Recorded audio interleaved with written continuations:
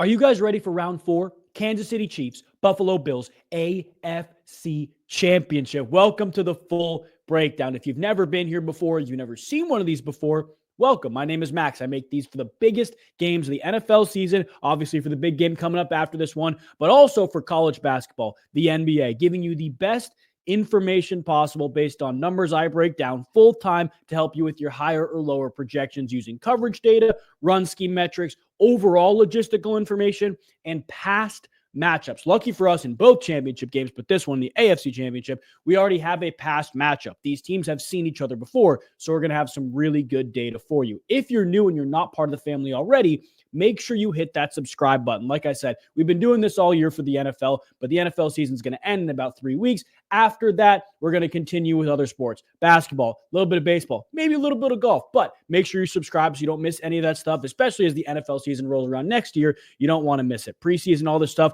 pop up on your YouTube. Make sure you subscribe and join the family. And if you have been here before or you enjoy this type of content, leave a like on this video. It lets me know you enjoy it, and it helps me out a ton, helps give me the best possible information to understand what you guys do and don't like when it comes to these breakdowns. So make sure you leave a like if you enjoy it. But without further ado, let's get into the data. Before we do, I want to make sure you guys know where to get all of my picks for these games. There are links in the description for this stuff. Highly suggest you pause the video and make sure you're locked in on all these socials. It takes like 30 seconds. But Instagram, that's where all my player picks are going to be. If you're not following my Instagram, I don't know what you're doing. That's the number one place for all of my player picks. Second place, touchdown scores, more fun picks. Those are all on X. Again, it's the same handle as it is on here. You can search it up, but there are also links in the description for it. If you guys want to join a more fun sports betting community that kind of leans into the lifestyle aspect of this, making parlays with your friends, whatever you like with your friends in this sports betting world, make sure you follow and support my new company called Chalk. It's obviously completely free. I just have social pages running for it, really trying to get it off the ground. So if you like this type of stuff, make sure you follow on there, TikTok, YouTube, Instagram, whatever you guys want. There will also be exclusive picks on there for you.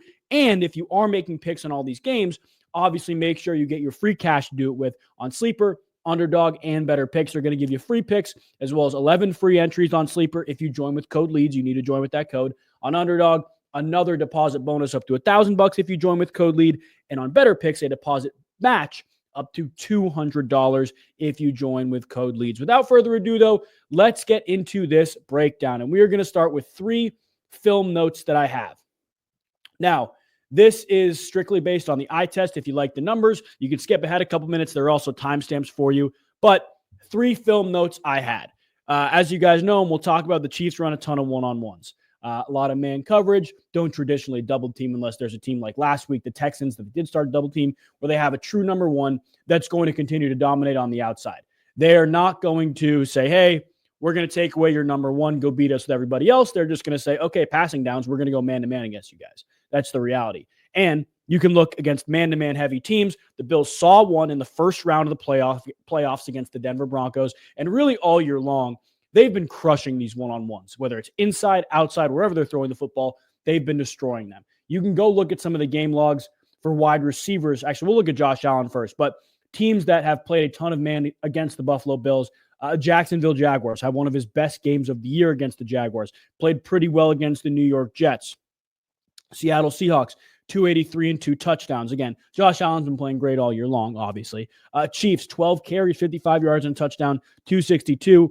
And a passing touchdown. I think against the Detroit Lions, the most man-heavy team in the entire NFL, 362. You saw him extending plays. That's another big thing here. But 11 carries, 68 yards. He's been running the ball more against these man-heavy teams. Really the only bad performance, quote-unquote bad, is against the Jets when they ran all over the Jets when he only had 182 passing yards but still had 3 total touchdowns. So the Bills have been ripping it apart, and as you can see, the wide receiver production has been better against these man-heavy teams. The second thing I want to talk about with this game, Xavier Worthy on the Chiefs side. If you guys remember correctly, Xavier Worthy scored in this game and had an enormous play over the top. I believe it was the very beginning of the second quarter where he did not drag his second foot down. That could have very easily inflated his production and showed us an even bigger game for Xavier Worthy. They try to attack the Bills down the field. The Bills play a ton of zone, ton of too high safety, middle field open coverage, where they're going to force each of those safeties, who are really banged up right now, we'll talk about that in a minute here, to read and react to the different route concepts that are coming to them. Nobody really better than Andy Reid at baiting safeties into coming down and running somebody else in behind them. That's what they did with Xavier Worthy. Again, I believe it was early second quarter. It was definitely in the first half. He is going to be a crucial point, in my opinion, in the pass game because of his unique ability to take the top off and get behind one of those two high safeties. Now, the third thing I want to talk about, very, very important here as well. Who didn't play the last time they played? 4 big names: Dalton Kincaid, Matt Milano, Hollywood Brown, and Isaiah Pacheco. Truthfully, I think the biggest one here is Matt Milano. And there's a couple other guys that didn't play, but those are the biggest names. Matt Milano didn't play, and that was, to me, defensively an enormous, enormous edge when the Bills got him back. Well, Dalton Kincaid's the other one, because we'll talk about what the Bills like to do against the Chiefs offense here in a minute. Dalton Kincaid is going to be a focal point in the pass game, and I know I've said that the past couple weeks, and truthfully, he hit his yardage projection 2 weeks ago in the first round of playoffs against the Broncos, but Dalton Kincaid's going to have to be a focal point here. On the other side, though, Hollywood Brown getting targeted at a pretty high rate when he's been out there since he's been on the Chiefs. We'll talk about that, but I wonder what Isaiah Pacheco's production is going to look like, because you go back, we'll pull up the Chiefs game here.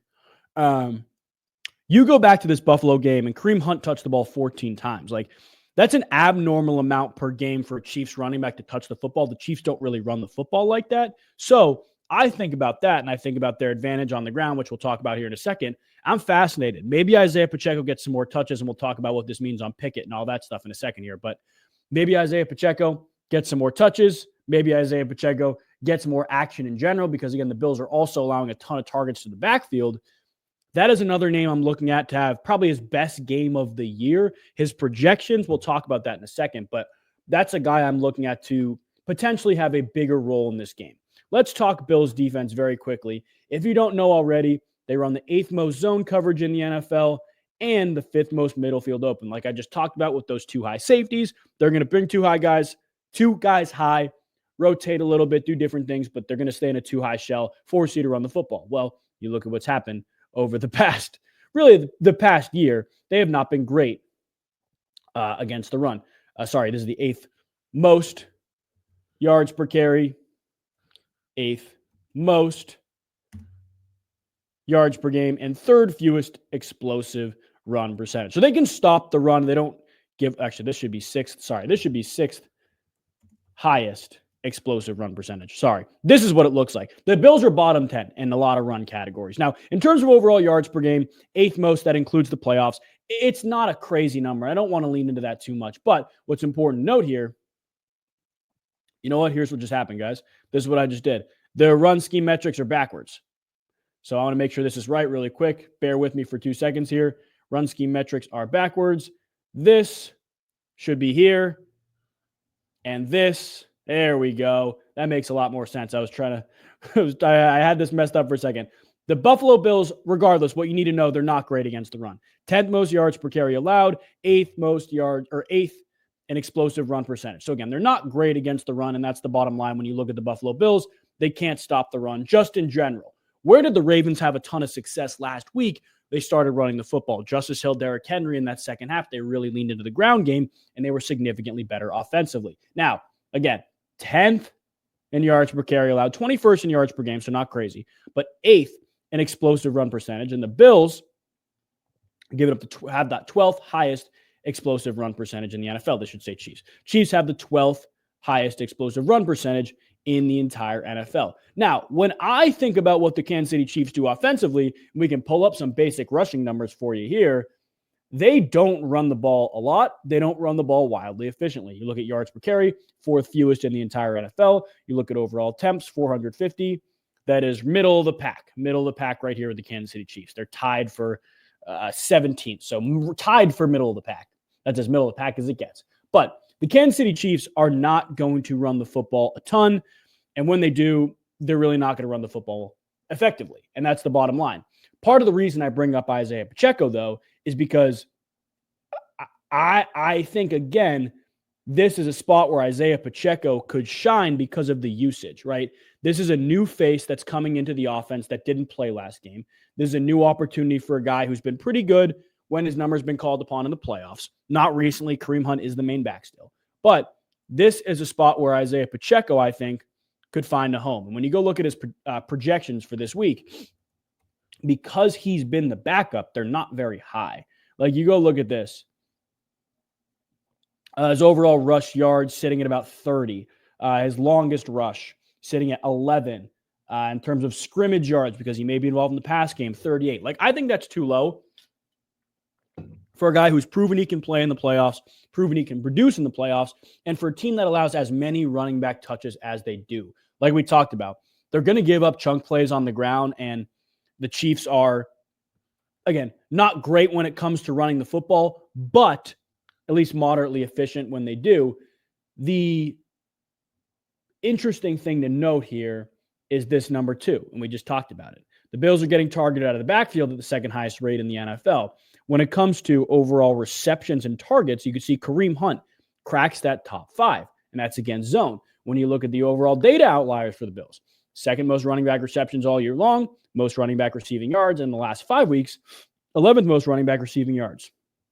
They're going to allow running backs to touch the football in different ways, and that's the bottom line. So when I look at Isaiah Pacheco, again, I think these numbers are just a little bit too low for a guy who's going to be involved in different ways. Like, you don't have to lean into this heavily, and we can talk about the alternate stuff here in a second. You don't have to lean into it super heavily, but I do believe he is going to have a decent role in this game, a decent role in this offense, because he's proven he can play in the playoffs. He's got a great matchup, and the Chiefs are going to try to take the air out of the football to keep Josh Allen off the field. That's the reality with this. Another player I do want to talk about, though, is Travis Kelce, because the lowest yardage number he's had in the playoffs is 70-something recently. In terms of overall targets and receptions against zone, he is by far the main guy. He has a 5% increase in his targets when he gets zone compared to man. He's going to be the main guy. But when you go look at the past games for Travis Kelce against these types of defenses, that is, like, he had 2 catches against the Bills last time they played. Now, I don't want to just completely throw that out, because it's a game, and the Bills probably had a game plan that worked for Travis Kelce. But this is also a different offense now. You're having DeAndre Hopkins used a little bit more. You're bringing Hollywood Brown into the fold. The Chiefs are passing the ball better lately, and that's the bottom line. And you go look at Kelce's production against these zone-heavy teams, right? 7 for 117 against Houston. That should be over here. 5 for 30 against Houston earlier on in the year. And then you get Chargers, 45 yards. Carolina, 62 yards. Tampa Bay, arguably his best game of the year, 100 yards, 14 catches for 100 yards. And then you have other very zone-heavy teams, again, like the Chargers, 7 for 89. And the man-heavy teams he has not been as productive against. The only, I guess, outlier when it comes to man zone is his production against the Raiders, but that is a divisional opponent. And again, different offense. When he's played zone defenses or heavy zone defenses with the offense the Chiefs have now, he's been better. And truthfully, when you get in the playoffs, Travis Kelce's just good. Travis Kelce, and that's how it's going to go. So I like Travis Kelce. I don't know if I would take him straight, so here's what we're going to do. And you guys can do this all on Pickett Pro. Again, Pickett is completely free. It's one of those links in the description. You can follow me and see where I'm putting my money, how much money I'm putting on some of this stuff too. But Pickett Pro will take you across all the different sports books, all the different apps, and allow you to find the best projections possible. So let's say I want to take Travis Kelce minus 166 for 60 yards. And I just liked what I talked about with Isaiah Pacheco, right? I want to go lean into Isaiah Pacheco with his overall, let's say, scrimmage yards, because again, is at 37, let's say 25 scrimmage yards. Just by putting those together, you can find out that same exact things on DraftKings and FanDuel. If you use Pickett Pro, you're going to find that DraftKings is legitimately going to save you, that's 32 in terms of odds points. But if we add something else, like let's just say we add Chiefs money line to this. If we add, or even the Chiefs team total, we add Chiefs team total to this. Hold on, why is it not working?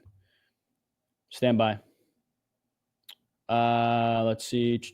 Let's just do Chiefs money line. Let's say we add Chiefs money line to this.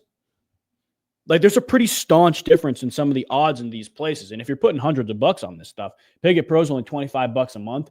It's going to make up for months of Pickett Pro if you hit the parlay on the right site. So highly suggest you get on Pickett Pro if you're not already.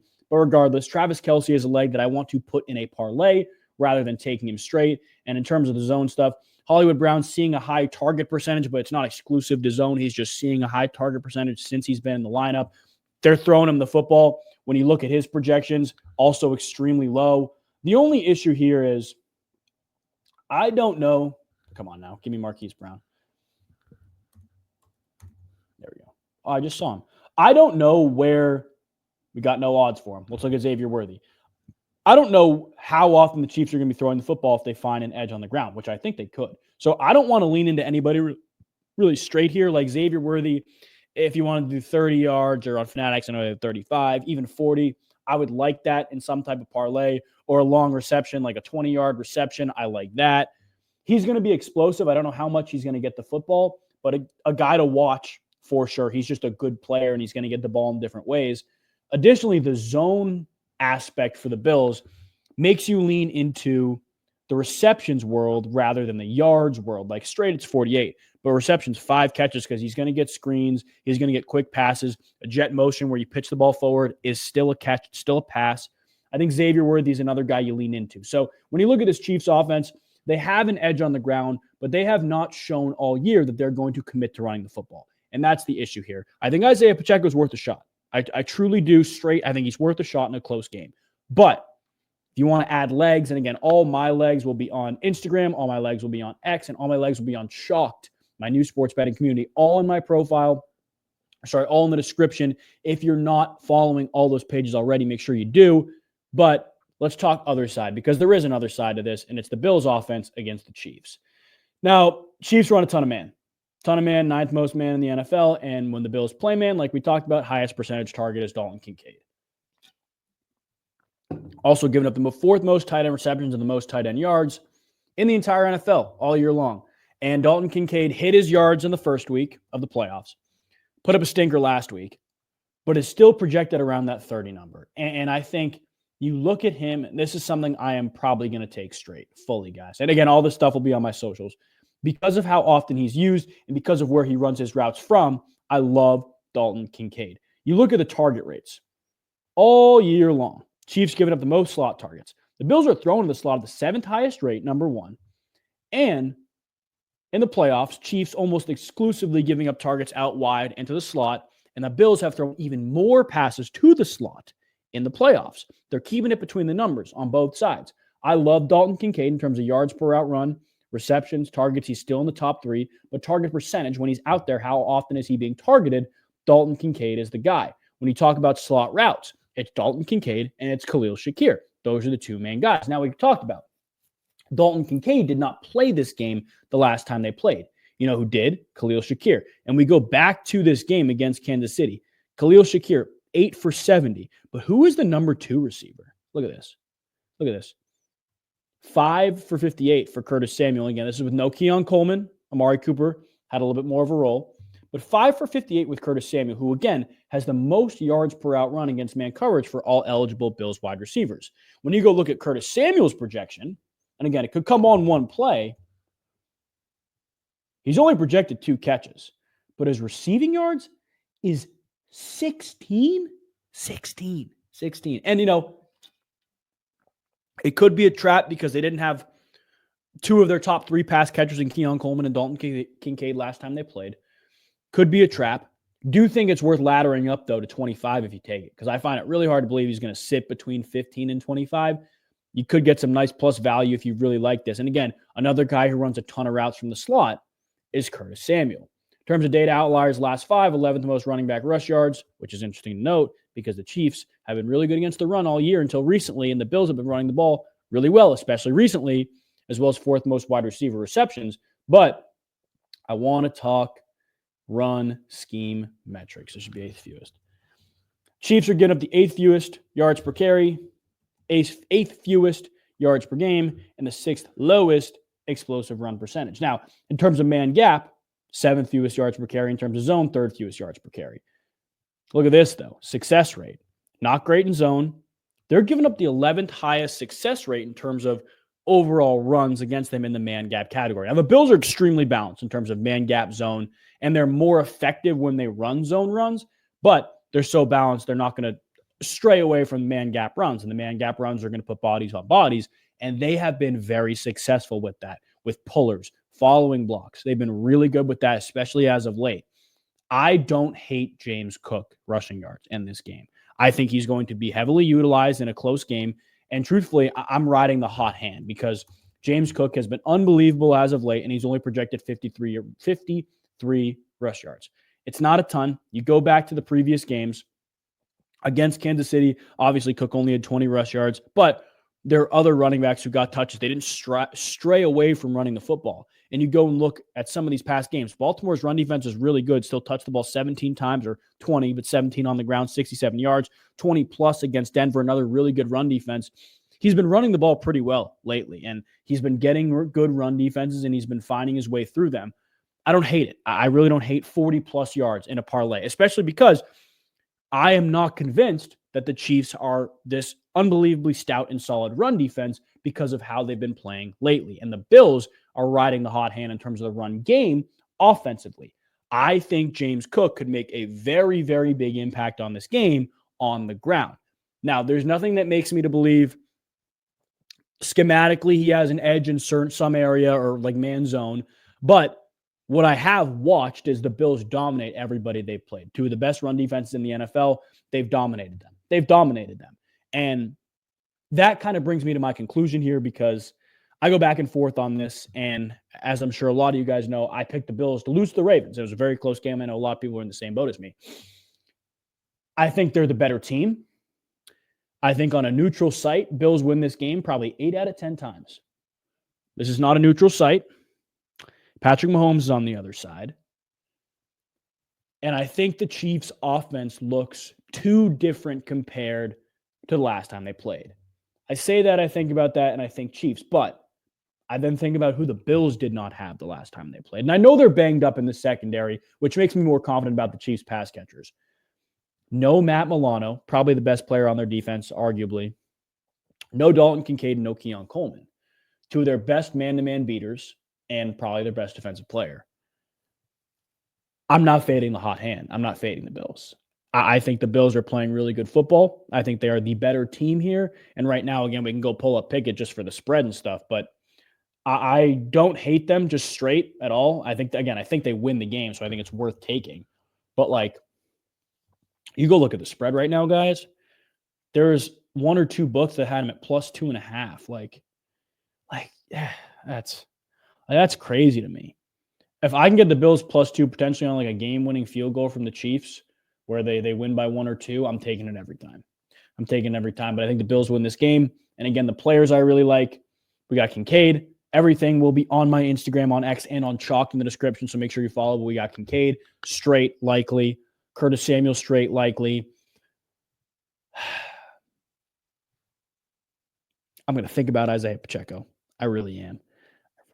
It's so tough. But a number that I do really like, and honestly, Kelsey. Like, I'll pull up Kelsey's number to conclude this, but he's just been so good, and it's hard to fade him in the playoffs. He's so good in the playoffs. Maybe the Bills zero in on him. If that happens, though, I think if the Bills zero in on Travis Kelce, they sabotage themselves. 68, like, I don't hate that at all. Again, everything I officially take will be on the socials, so make sure you're following. But that's the full breakdown, guys. I got the Bills. If you didn't check out the NFC breakdown, that's also in the description. But I got the Bills playing the Eagles. And you guys know the Eagles are my preseason Super Bowl picks. So I'm going to ride with them till the wheels fall off. But I appreciate you watching. Again, there will be a Super Bowl breakdown. There will be some other NFL as well as other sports videos leading up to the Super Bowl and obviously past the Super Bowl. So make sure you subscribe, join the family if you haven't already. Make sure you like the video if you enjoyed it. And I will see you guys next time. God bless.